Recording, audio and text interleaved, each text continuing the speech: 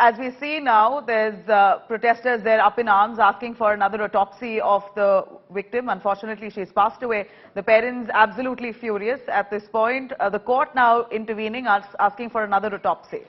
This is, of course, become a political slugfest. At this point, we also have Apurva Jayachandran joining us live from Kallakurichi in Tamil Nadu to give us a little more. Apurva, over to you.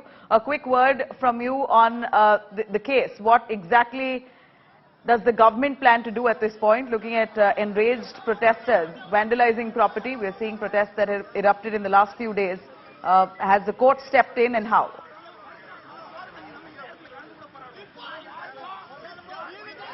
या steering जाम हो गया हो ऐसा सरकार. We're going to try and patch Apurva's connection there. Our correspondent Apurva, who's currently joining us from Tamil Nadu. Of course, the protest right now, as we see, has snowballed after parents of that girl believe that there was indeed foul play. Private schools now to be shut in that region. The girl's father has been insisting that another post-mortem be carried out, and this time under his supervision, of course, only to check if there indeed is any foul play. Was there a conspiracy behind the girl's death, or was it indeed suicide? That, of course, will be established. But at this point, it was declared as suicide. The court now intervening after much protest. Student has jumped off her hostel roof. She passed away, and a suicide note was also found, citing that she was tortured by some of her teachers to study, etc. Now, this will be investigated by court. Family of that girl condemning this, calling this a conspiracy, and saying that there could be foul play. This is the doubts that the family of that girl cast, and they're looking for court's intervention at this point. Now, massive protests have erupted in Tamil Nadu's Kallakurichi after a class 12th student allegedly died by suicide. Her parents, relatives, along with other protesters, have taken to streets, vandalized buses, and even set school buses on fire, demanding investigation into this matter. Let's have a look.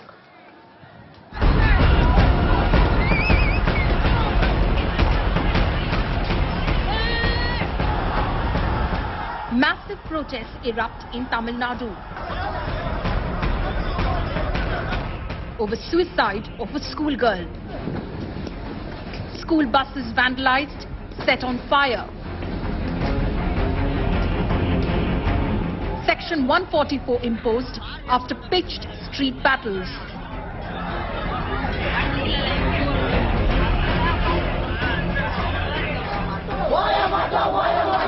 Suicide of a class 12 student sending shockwaves across Tamil Nadu.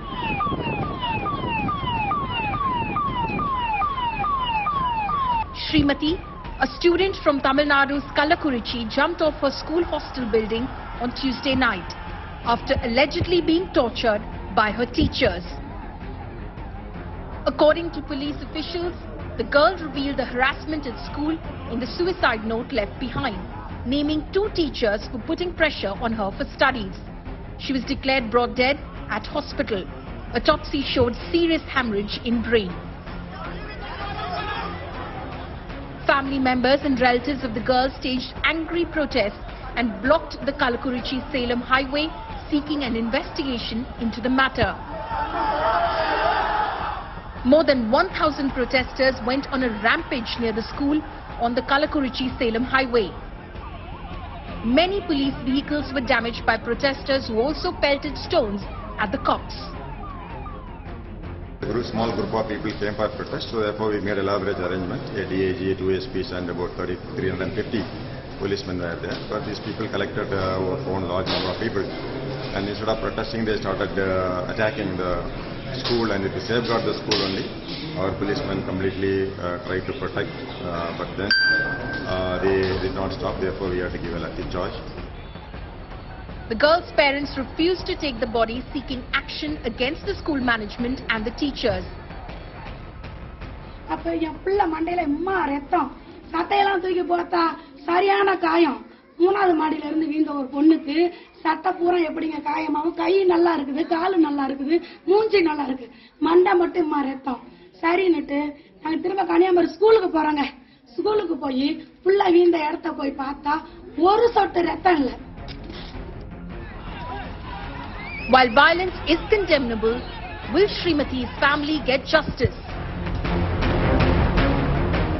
Minister M.K. Stalin has stated that all effort will be taken to ensure that the best investigation will be conducted and those involved will be taken to task.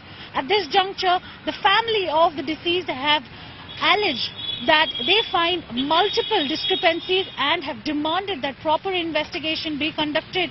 The Madras High Court is also to hear a case for appeal on re-postmortem of the deceased. With camera person Divyan from Chennai, this is Akshay Nag for India Today. Let me quickly cut across to Apurva, who's our correspondent, joining us for more on that. Apurva, a quick word on what exactly has happened. At this point, we see family members have taken law into their own hands, coming out on the streets, protesting with large supporters. At this point, we know that the government is mum, has come under extensive fire, but the court has stepped in, and how? Well, Nabila, what we need to look into as of now is that, the Madras High Court has just issued a clearance for the re-postmortem of the body of the 12th standard child. In fact, not only that, they have also, the order also states that the father must also be present while the postmortem is being conducted as well, a re-postmortem that has been issued. In fact, we're here at the very spot where the riots had taken place yesterday.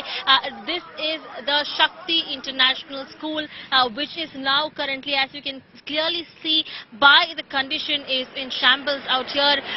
Walls that have been burnt, barricades that have been broken down, police who have been deployed here since yesterday day and night. They are monitoring the situation on ground out here as well. There has been a riot team that has been set in place, special forces that have been brought in as well. The entire school, what was a fully functional building right now, looks in complete shambles with traces of fire burnings that are markings all over the walls as well.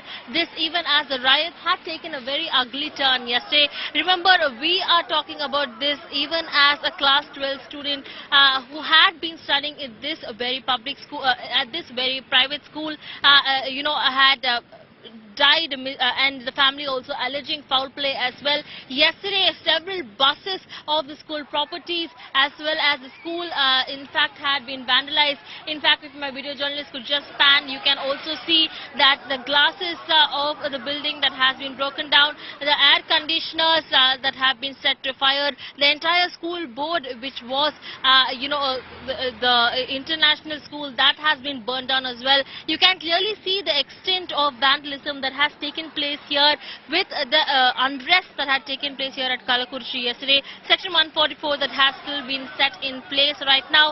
This even as 2 teachers have been arrested. In fact, there has also been an alleged suicide note written by the class 12 student where she names 2 students. 2 of them have been arrested. The school principal, the school secretary and several others who have also been called in for questioning, interrogation that has been ongoing over the last couple of days as well. See the kind of debris that is still here from the riots that had been caused. Barricades on the one side that has been, burnt down completely. There are also flyers. There are several other, the police protection, police deployment out here that has been here since the day of the riots that had taken place. Definitely, there is still some kind of tense situation that still prevails here in Kallakurichi. This right outside the private school where we are at right now, the protest had taken place. In fact, at the court as well, some of the protesters who had been arrested, they have been picked up and have been pulled up and arrested and are yet to be produced before the court as well. This even as the Madras High Court hearing had taken place today, where the court had said that there must be a complete report that must be filed mentioning why there had been a lapse in the law and order and why there was such a massive turn of events that had drastically changed for the worse here at Kallakurichi.